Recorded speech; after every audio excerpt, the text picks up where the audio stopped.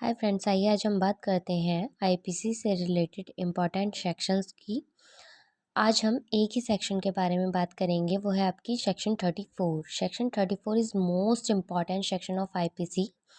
देखिए, ये जो आपके सेक्शन 34 है, इसमें आपके प्री एग्ज़ाम में भी और मेंस एग्ज़ाम में भी क्वेश्चन बनता ही बनता है। ठीक है, तो इसे अच्छे से ध्यान से पढ़िएगा। ठीक है, क्या है आपकी सेक्शन 34 कि यह धारा संयुक्त दायित्व के सिद्धांत को प्रभावी करती है। मतलब जो संयुक्त दायित्व का सिद्धांत है उसको प्रभावी करती है ये। ठीक है, यह धारा केवल साक्ष्य के नियम के रूप में स्वीकार की गई है। यहाँ सामान्य आशय का अनुसरण वर्ष 1870 में सम्मिलित किया गया था। यहाँ एक से अधिक व्यक्तियों का होना आवश्यक है। सामान्य कार्य के अग्रसरण में कार्य आवश्यक। देखिए, सेक्शन 34 जो है उसका जो मेन जो उद्देश्य है उसमें क्या है कि एक से अधिक व्यक्तियों का होना एक तो बहुत ही ज़्यादा आवश्यक है, और दूसरा उस सामान्य आशय होना चाहिए। सबका इंटेंशन एक ही होना चाहिए। बेशक कार्य एक के द्वारा किया जा रहा हो कार्य, ठीक है, बट जो इंटेंशन है सबका एक ही होना चाहिए। ठीक, सामान्य कार्य के अग्रसरण में कार्य आवश्यक। अब डीपली देखते हैं हम इसको। सेक्शन 34 के अकॉर्डिंग, जहाँ कोई आपराधिक कार्य कई व्यक्तियों के द्वारा अपने सबके सामान्य आशय के अग्रसरण में किया जाता है, तब ऐसे व्यक्ति में से हर एक व्यक्ति उसी प्रकार के दायित्व के अधीन होंगे जैसा कि वह कार्य उस अकेले व्यक्ति ने किया हो। ठीक है, जहाँ कोई आपराधिक कार्य विधि द्वारा निषिद्ध कई व्यक्तियों के द्वारा, यानी एक से अधिक व्यक्तियों के द्वारा अपने सबके सामान्य आशय के अग्रसरण में किया जाता है, यानी कि सभी के मस्तिष्क का पूर्ण मिलन होता है उसमें। ठीक, तब ऐसे व्यक्ति में से हर एक व्यक्ति उसी प्रकार के दायित्व के अधीन होंगे, यानी प्रत्येक का जो पृथक दायित्व होगा, लायबिलिटी होगी, जैसे कि वह कार्य उस अकेले व्यक्ति ने किया हो, जैसे पृथक अपराध किया हो। देखिए, मैं सिंपल लैंग्वेज में बताती हूँ आपको। ये लॉ लैंग्वेज है, थोड़ी सी डिफ़िकल्ट होती है और प्रॉपर व्यक्ति के माइंड में नहीं आ पाती। तो देखिए, सिंपल इसका क्या है, मान लिया जाए कि कोई भी एक क्राइम है। भाई, आपराधिक कार्य हो रहा है तो नॉर्मल सी बात है कि क्रिमिनल एक्ट ही हो रहा है ना। तो इसमें क्या करते हैं, बहुत सारे व्यक्ति मिलकर एक कार्य को क्या करते हैं, क्रिएट करते हैं, मतलब प्लानिंग करते हैं कि हाँ भाई, हमें चोरी करनी है या डकैती डालनी है या किसी का मर्डर करना है, कुछ भी हो सकता है उसमें।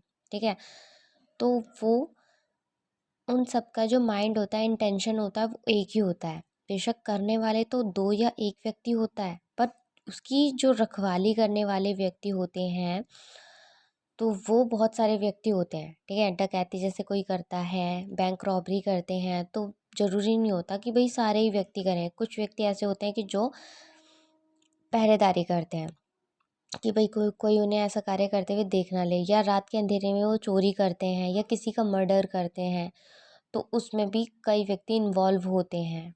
ठीक है, तो उसी चीज़ को क्या कहा गया है, उनका समान आशय होना चाहिए, मतलब इंटेंशन एक ही होना चाहिए उस कार्य को करने का, और वो आपराधिक होना चाहिए। ठीक है, और हर एक व्यक्ति लायबल होगा उस काम के लिए, चाहे वो काम एक ही व्यक्ति ने क्यों ना किया हो। ठीक है, तो इसीलिए हम इसको क्या कहते हैं, सामान संयुक्त दायित्व के सिद्धांत को ये प्रभावी करती है, क्योंकि इसमें जो संयुक्त रूप से व्यक्तियों के जो मस्तिष्क का भी पूर्ण मिलन होता है, मीन्स उनका जो आशय होता है वो एक होता है किसी भी कार्य को क्रिएट करने का। ठीक है, लेकिन वो लायबल हर एक व्यक्ति पनिश उसी सेक्शन के अकॉर्डिंग, सेक्शन 34 के अकॉर्डिंग ही किया जाएगा। ठीक, कभी भी जो डकैती की आपकी जो सेक्शन है लगती है, सेक्शन 384 लगती जो है, तो उसके साथ हमेशा सेक्शन 34 भी आपकी लगेगी। ठीक है, सिचुएशन को देखते हुए, बट एवरी सिचुएशन में नहीं। क्यों? क्योंकि वो जो कार्य होते हैं उनके सेक्शन 34 को भी फॉलो कर रहे होते हैं भाई, है ना।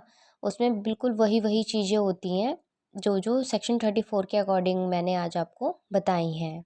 ठीक है, अब हम केस लॉ के ज़रिए उसको समझ लेते हैं। केस लॉ क्या है? ये आपके 4 इम्पॉर्टेंट केस लॉज़ हैं, जिसमें ये 2 तो बहुत ही इम्पॉर्टेंट है और बहुत ही पुराने हैं और रिपीटेड है, ठीक है। और ये जो क्वेश्चन है ना आपका सेक्शन 34, ये प्री के साथ साथ मेंस एग्ज़ाम में भी ज़रूर आता है, और मेंस एग्ज़ाम में इसमें डिफरेंस आता है सामान्य आशय और सामान्य आस में, ठीक है। सामान्य आशय और समान आशय दोनों में डिफरेंस आता है, ठीक है। सेक्शन 34 पूरा डीपली, या फिर सेक्शन 34 के बारे में दे देते हैं कि हाँ भाई सेक्शन 34 के बारे में पूरा डीपली लिखिए, तो आपको पूरा मतलब अच्छे से इसको सेक्शन को करना है। महबूब साहब बनाम एम्परर में क्या है, सिंधु नदी का वाद था। समान आशय व समान आशय में अंतर, देखिए मैं जैसा अभी बताया आपको, समान आशय और सामान्य आशय में अंतर स्पष्ट किया गया है इसमें। एक आपका था वीरेंद्र कुमार घोष बनाम एम्परर, इसमें पोस्ट मास्टर की हत्या, मतलब जो पोस्ट मास्टर था उसकी हत्या का मामला था, ठीक है। इसमें क्या था, कुछ व्यक्तियों ने मिलकर प्लानिंग करी इसके मर्डर करने के, पोस्ट मास्टर के। फिर कुछ व्यक्तियों ने देखभाल करी, जो खड़े हुए थे, ठीक है। कुछ ने मर्डर किया, तो जो खड़े हुए व्यक्ति थे वो भी अपराध के भागी थे, ठीक है। मुबारक अली बनाम स्टेट ऑफ बॉम्बे, ये भी यदि संपर्क बना हुआ है, मतलब कि ऐसा हो रहा है कि भाई प्लानिंग चल रही है किडनैपिंग की, किसी के बच्चे की किडनैपिंग की, बच्चे की या बड़े की। तो उसमें क्या है, कांटेक्ट के थ्रू, मतलब मोबाइल फ़ोन के थ्रू कांटेक्ट हो रहा है, और बताया जा रहा है भाई अब यहाँ पर है, अब यहाँ पर है, मतलब सिचुएशन पूरी बताई जा रही है। तो इस तरीके से देखा जाए तो यदि संपर्क बना हुआ है तो व्यक्ति दूर स्थान पर होने पर भी उपस्थित माना जाएगा। अकॉर्डिंग टू सेक्शन 34 उसको पनिश किया जाएगा। ऋषभ देव पांडे बनाम स्टेट ऑफ यूपी, मस्तिष्क का मिलन घटना स्थल पर भी हो सकता है, मतलब कि ऐसा नहीं है कि भाई पहले से ही प्लानिंग चल रही हो एकदम से भी। अगर वे व्यक्ति मिले और घटना स्थल पर भी उनका इंटेंशन एक हो गया हो, भाई माइंड में तो पहले उस व्यक्ति ने ये किया हो कि हाँ नहीं हम थोड़ी बहुत ही चोरी करेंगे, परंतु जब उसने माल देखा ज़्यादा तो उसके मन में भी लालच आ गया, तो उसने भी बोला कि हाँ भाई हम इस पूरे माल को ही लेकर जाएंगे, ठीक। तो वहाँ पर क्या हो गया, एट दैट मोमेंट उसका क्या हो गया, घटना स्थल पर मस्तिष्क का मिलन हो गया, ठीक है। भाई मैंने अपनी तरफ से आपको बहुत अच्छे से प्रॉपर समझाने की कोशिश की है, बाकी अगर किसी को भी ये सेक्शन समझ में ना आई हो तो वो कमेंट कर सकता है, मैं उसको दोबारा से वीडियो के ज़रिए आपको समझाने की पूरी कोशिश करूँगी।